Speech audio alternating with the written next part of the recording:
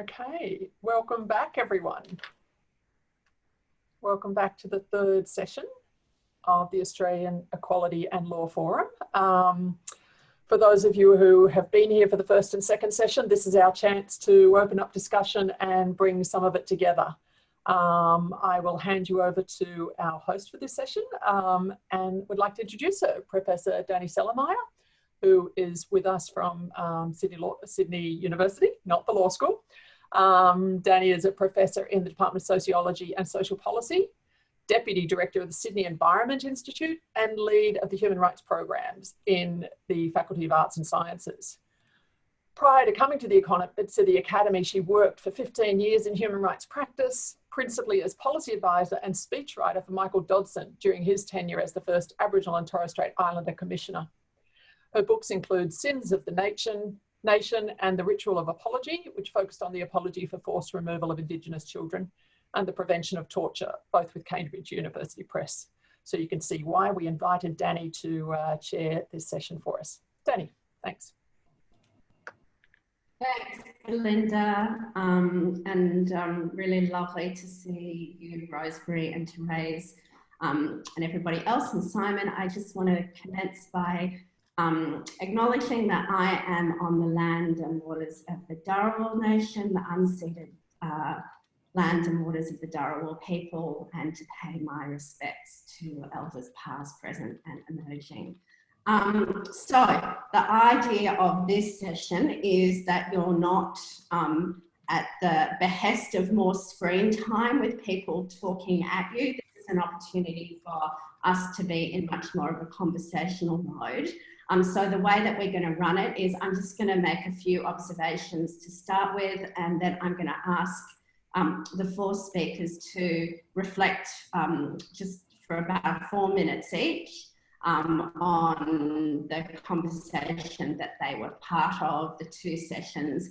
And then we're going to go into breakout rooms, and I've got a few suggested questions for those, which I'll introduce after that. And then we're going to come together a collective conversation before we end.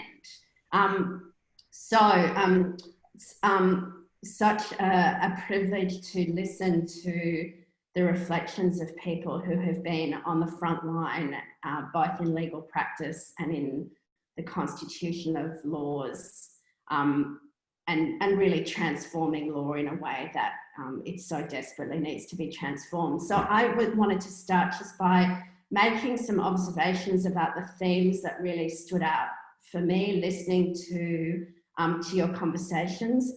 So firstly, all of you spoke about the ways in which firstly Indigenous peoples and then people with disability have traditionally been systematically and marginalised in mainstream law and institutions, and the need for laws and institutions to reflect the experiences and the world as lived by the people for whom the law is supposed to be beneficial. At the same time, and this was really, I thought, came through very strongly in everything that you were saying, these issues of the relationship between Indigenous peoples and people with disability to universality and difference, it kind of plays out slightly different. So Therese and Rosemary both spoke about the danger of holding people with disability as different. And I thought Rosemary made the really, very astute observation that impairment is universal. There's nothing, all of us are vulnerable, all of us are impaired. We all move through different levels of autonomy and dependence throughout our lives. But then, as Fiona and Paul both made clear, integrating Indigenous peoples into what are purportedly universal frameworks results both in discrimination and severe harm, as illustrated so powerfully by the deleterious effects of the child protection system. So this dialectic of difference and sameness points to, and this is a theme in the critical analysis of anti-discrimination and human rights law, points to the way that these standards that are supposed to be universal themselves encode particular identities and marginalise others. And as all of you put it, the frameworks, it's the frameworks themselves that enable discrimination and the power relationships that exclude people with disability, Indigenous people, that sustain those frameworks, and that's what needs to be addressed. And then all of you moved to the way in which the conventions, or in the case of the Declaration on the Rights of Indigenous Peoples, those have managed to, in some ways, probably not in all ways, but in some ways transcend that type of biased universalism by actually encoding what it is that Indigenous peoples and people with disability would see as an adequate legal framework. So I thought it would be interesting, if you wanted to comment a little bit more on the work that gets done on bridging that disparity between international legal standards that actually do encode the perspectives of people themselves and domestic laws and institutions which don't. Thirdly, both groups spoke very powerfully about the ways in which interventions which are made purportedly for ethical reasons, like reasons of care, of child protection, conceal profound forms of violence and discrimination.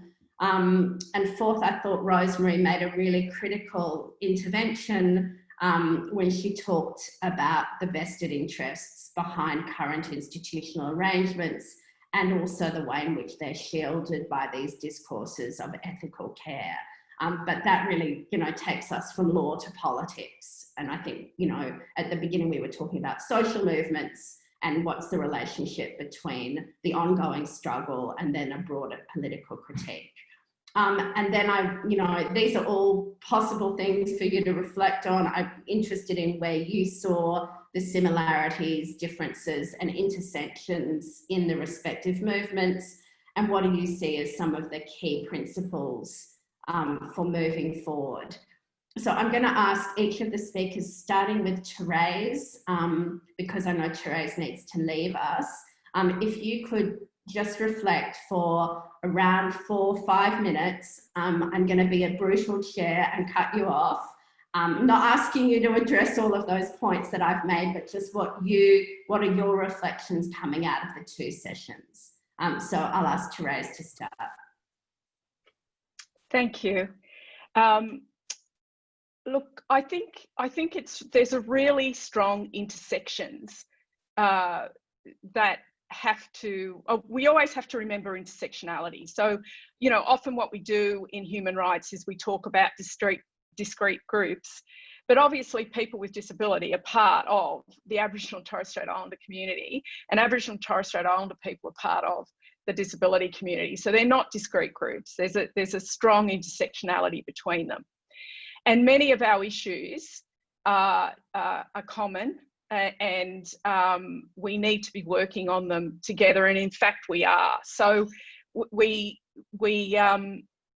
I think that othering and the devaluing of people is common to both of our movements. We know what that feels like. We know what that, it might manifest differently, and it certainly has different perhaps outcomes, etc. But we know what it means to be othered and devalued.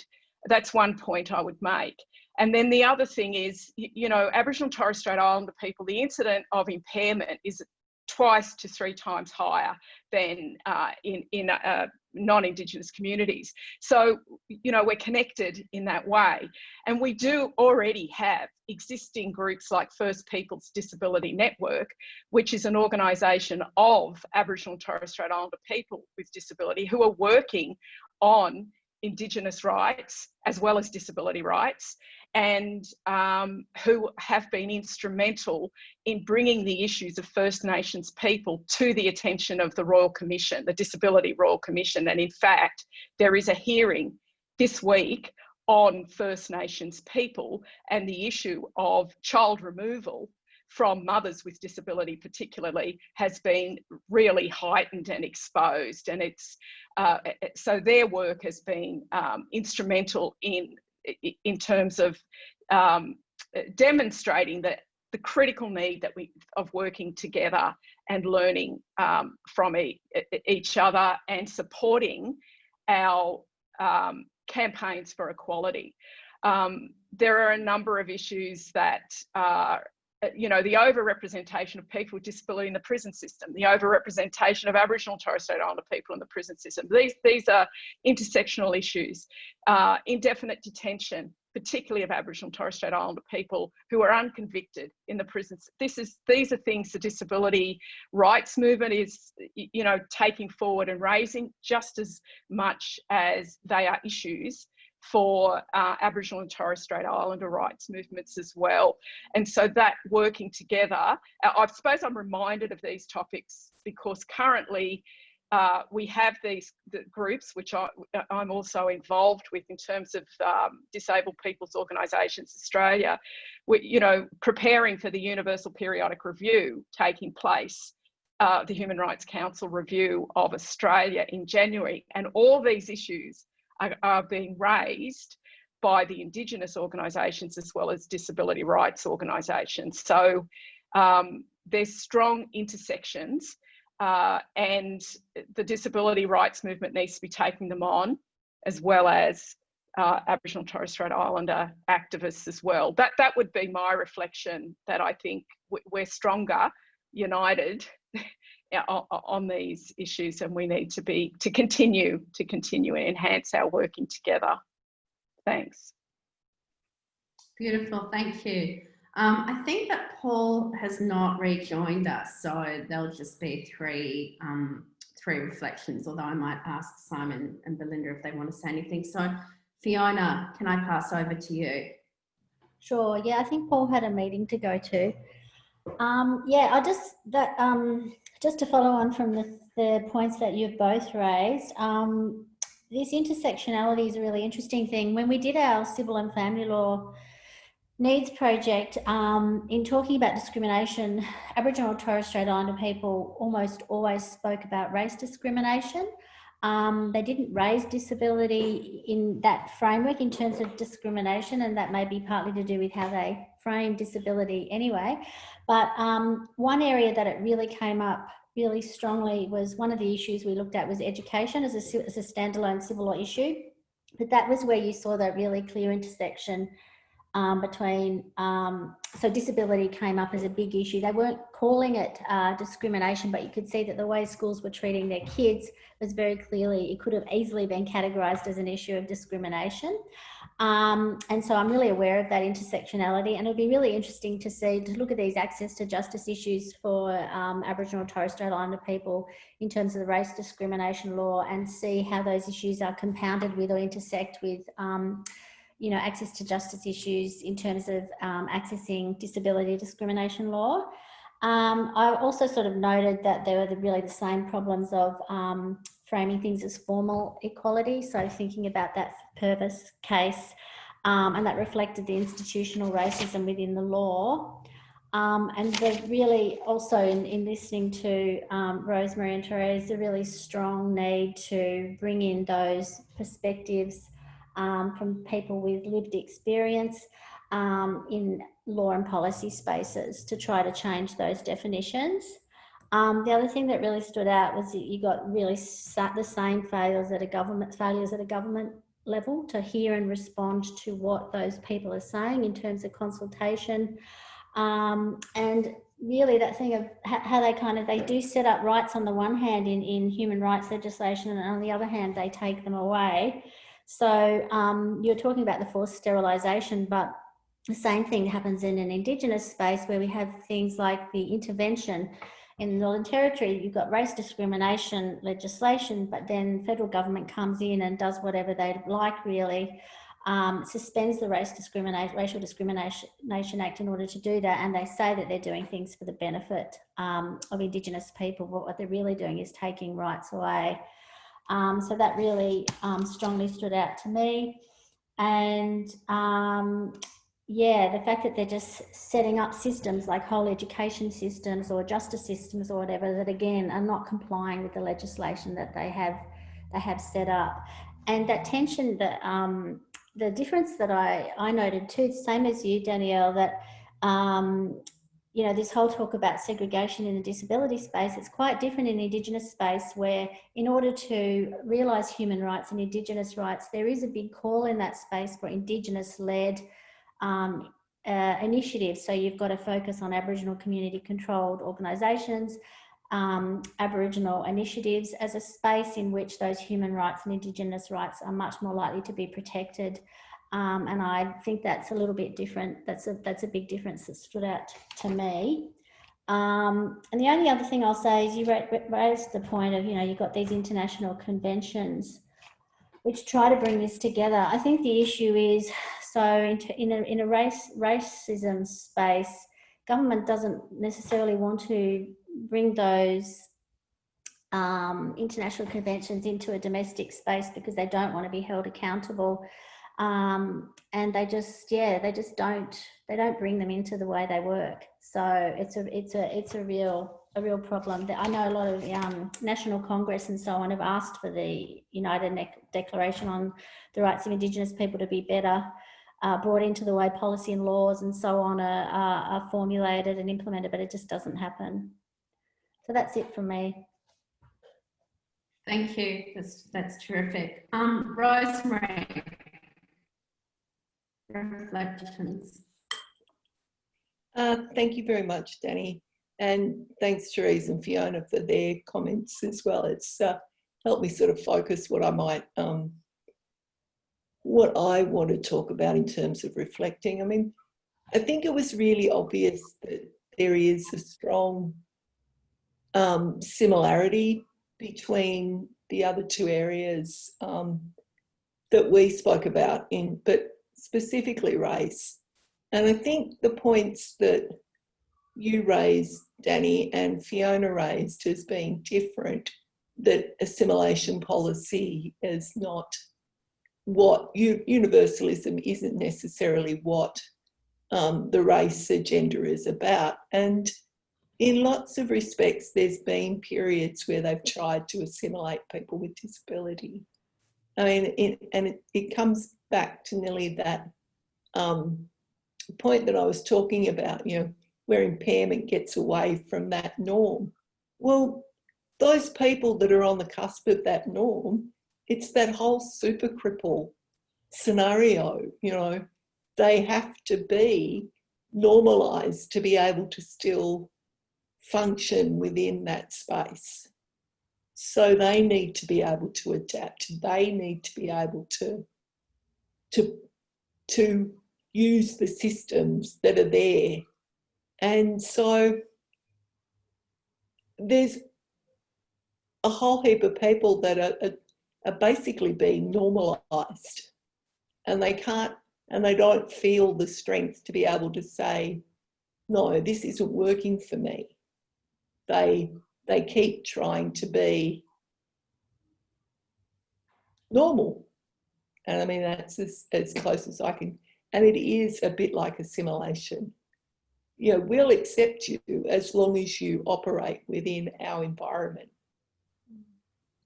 The other point I'd like to talk about is that I don't think there's as much dissimilarity in terms of disability space either, where Fiona talked about cultural space and talked about Aboriginal space. Well, there's aspects to the disability call that is about creating disability-led organisations, peer support programs, peer support networks that are to support people, that are about recognising the lived experience and addressing disability from a known perspective rather than an imposed clinical model. And that's very true within the psychosocial disability space, but it's also within disability support services. I mean,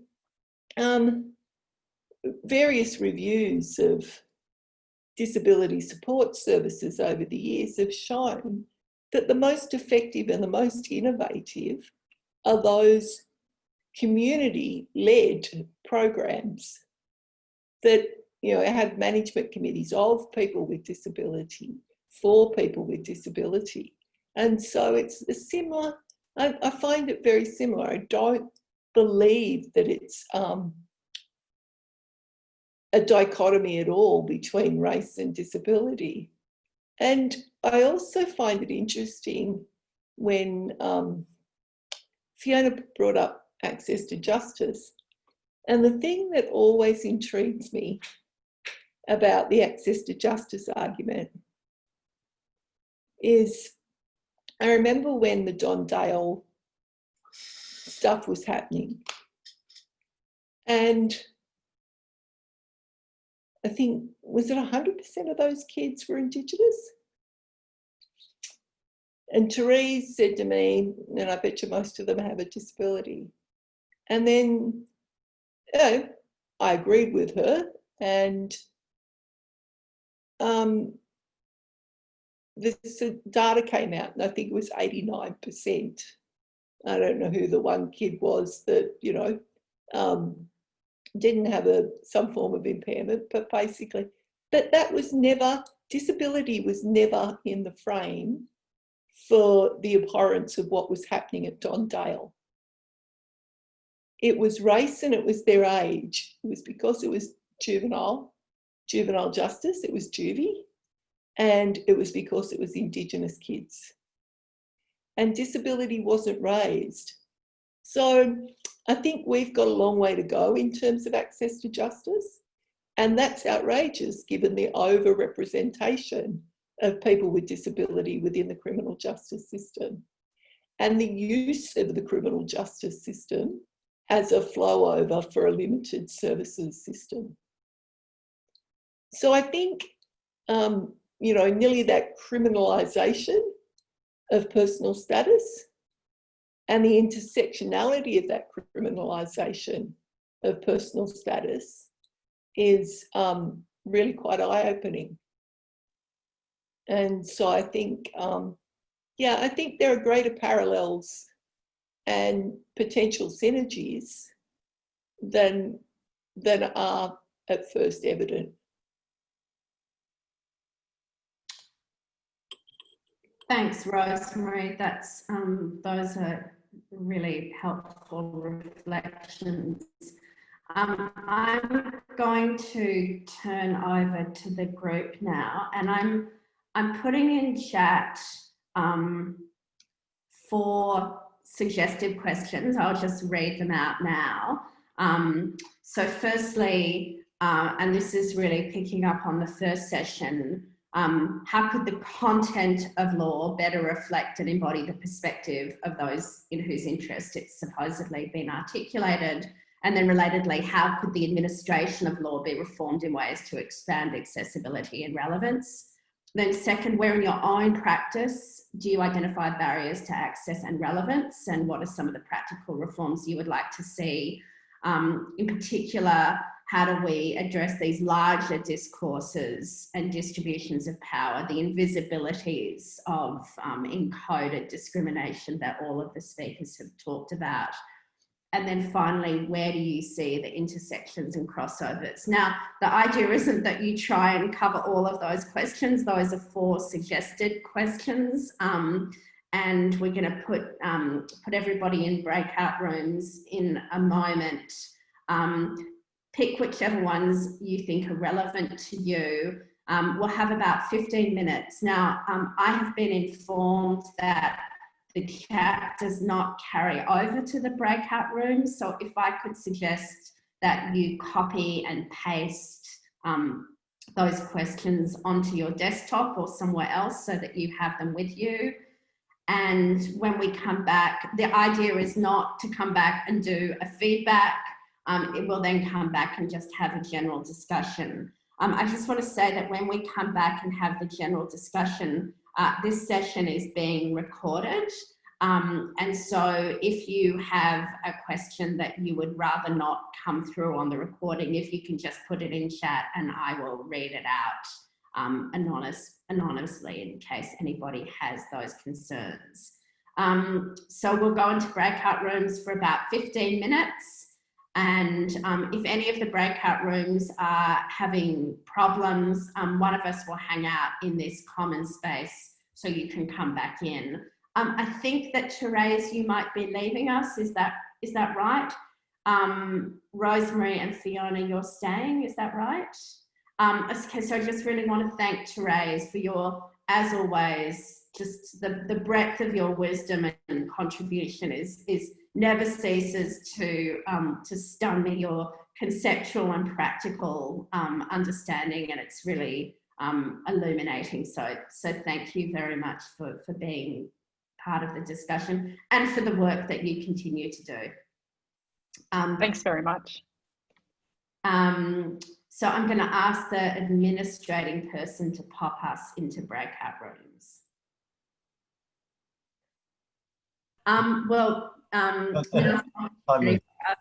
Now's an opportunity for us to have a more collective discussion. I think that there are a few of us that we are all on one page. So if you've got gallery view on, you should hopefully be able to see everybody. So really this is just a moment for people to, you know, what came up that was important, what do you want to still share, ask, and so on. This is really an open conversation.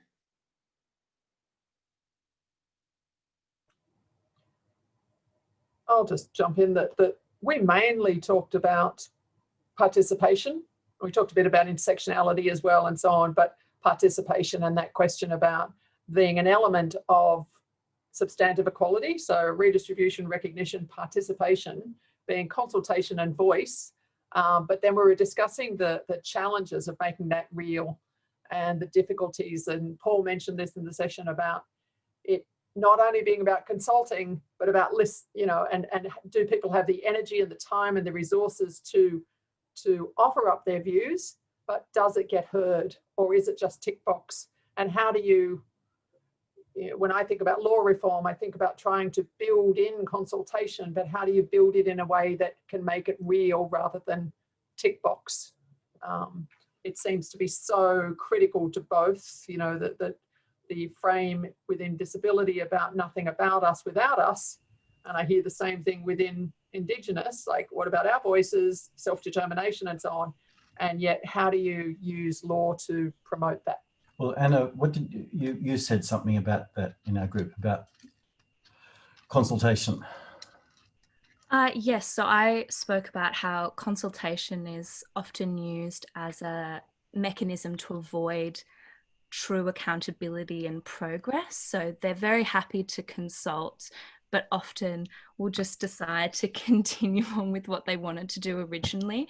So I think for consultation to be meaningful, there has to be accountability measures in place to make sure that the consultation or parts of it is ultimately implemented within the policy creation.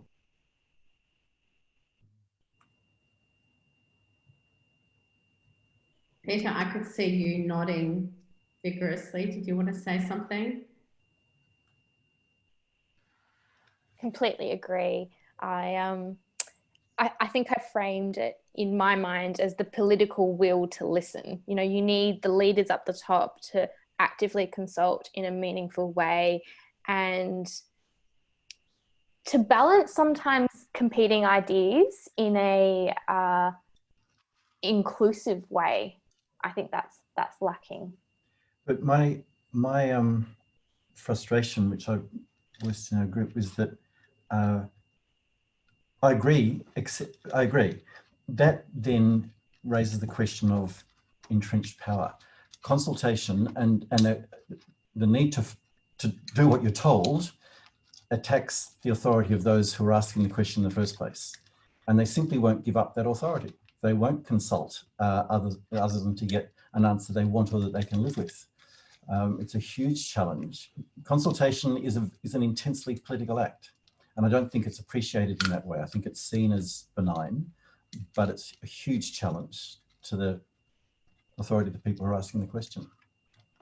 But I think even in circumstances where there is a genuine desire to change, do they have the capacity to listen? Do they have the capacity to elicit voices from marginalised people who are sick of offering up their views and not being heard. Yeah, Paul said that in our session. He said, Yeah. you know, consult, but you got to listen too. Yeah, like why would I bother if I'm not going to be heard? Also, not just listen in an explicit way, but I think what you said, Belinda, to have the capacity to listen. Understand. You know, I mean, no better example than I think it was the week before last after the Four Corners program, and there was a press conference with a female minister, and the Prime Minister and the female minister opened her mouth to speak about the position of women in the party, and she got one word out, and he said, "Oh, hang on a minute, I've got something to say." Now, you know, if that doesn't display an incapacity to understand the problems with gender, with distributions of power, I mean, it's about these, and I think it came out so strongly. It's about these profound background assumptions that those who continue to have power have about, you know, what's right, what's good, what does care mean, who actually has dignity, who counts. And this is why, there's the question about not just consultation, but representation in decision-making authorities. I'm really struck by the conversation about consultation and what we saw happen with the religious discrimination bill, where no effort was made to make the consultation process accessible to people with disability, to minority language groups, to Aboriginal people, or anybody else, as far as I could tell. And when that was raised with government, and government at the time was actually at the UN responding on the CRPD, I have to get the acronym right, and talking about how it did these really great processes for people with disability. It just said, oh, well, it's okay, you'll get a chance to respond when it becomes a bill. And it's like, well, so in fact, you're not interested in getting it right before you get there. And the timeframes, I think the other thing about consultation is the timeframes are driven by completely artificial deadlines. And, there was no reason and that's a great example. I think that the religious discrimination stuff is a great example of completely artificial timeframes, creating an urgency that didn't exist.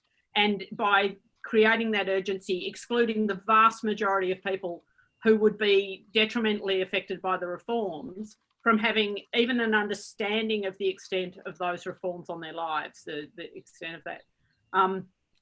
And I think that's a really big problem. And then we have consultations like the one on access to justice that was conducted by the Law Council of Australia, which, if it was done well and followed through on, could make an enormous difference to the situation of people who are seeking to use discrimination law in Australia, or to get the benefit of discrimination law. And yet we've seen nothing really as a result of that. No change proposed to the way our legal system operates. And, access to justice is a legal system reform issue. It's not about individual change. It's not about us assimilating. It's about the system being reformed. And it's about power, as you said, Simon. It all comes back to the power question. Can I ask sort of to build upon that question and the power side of it too?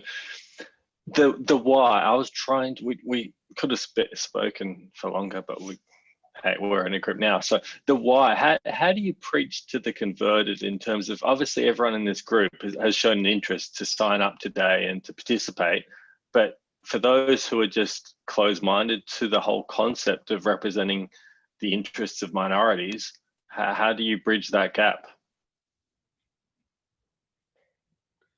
When in the work that I did, there were the Aboriginal and Torres Strait Islander people I spoke to said we needed to start in schools, so start early and just start young and just get these issues of human rights and so on into people's heads at an early stage.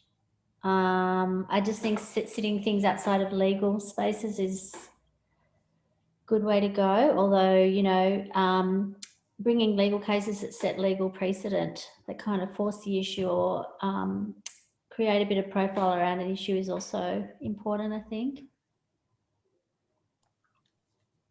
We were actually talking about the fact that we just don't have a human rights culture in this country. Yeah. We don't learn about human rights at school. I mean, I teach at a law school.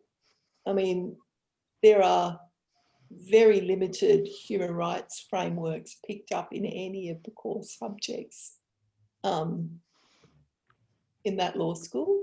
And so we don't have a culture of human rights. And so it's looked at suspiciously in this country, as if you're trying to somehow game the system by claiming human rights. I've never really understood. I think that's an interesting to human rights. Rosemary, I think that's an interesting contrast in the two broad sectors we're speaking about, race and disability. The disability sector, I'm generalising and please people push back, but my impression is the disability sector has embraced and used human rights in Australia very effectively in the last 20 years and made human rights the language of disability advocacy in Australia.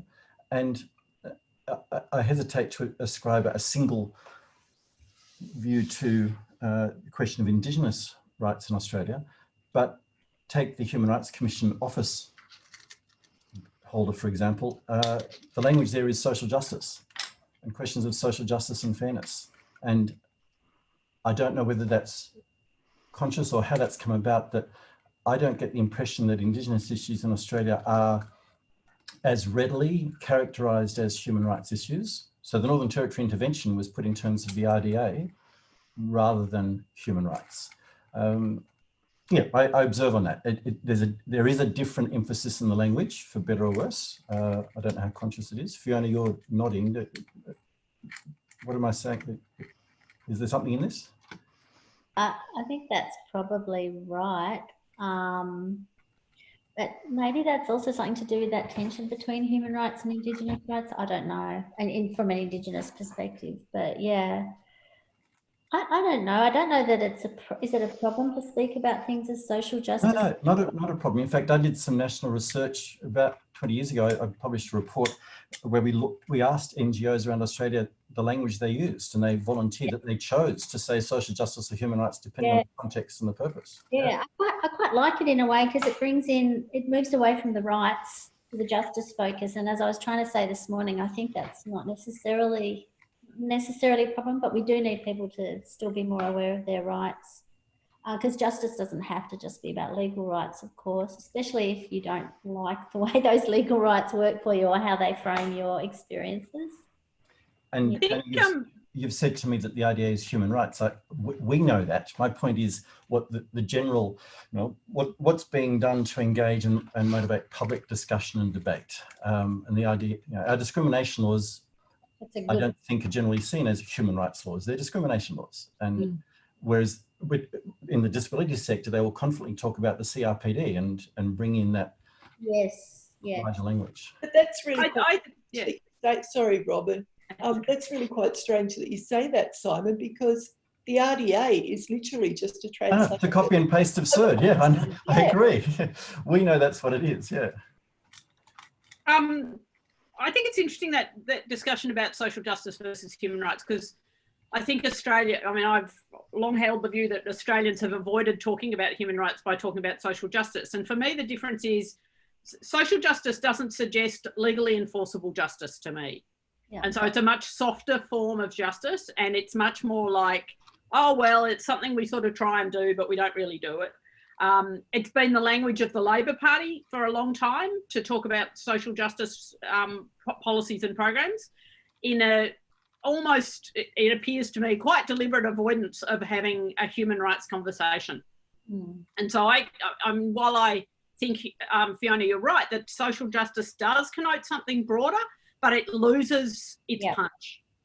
So I'm actually I'm going to come in because I think that we're going to get cut off in about a minute, and that will be unpleasant. I'm sorry to cut off. I actually have a lot to say about that myself, and I know everybody else does.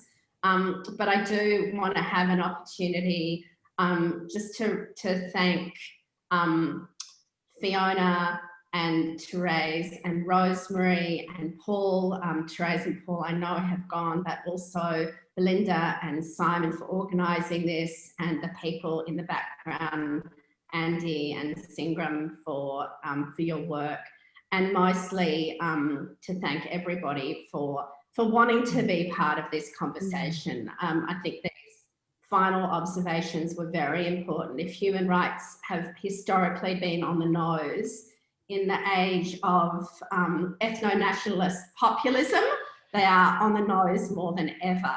And so to continue to inject frameworks of human rights into our conversations about justice and equality seems to me to be something, it's a burden of those who care about it. So thank you for being part of this, and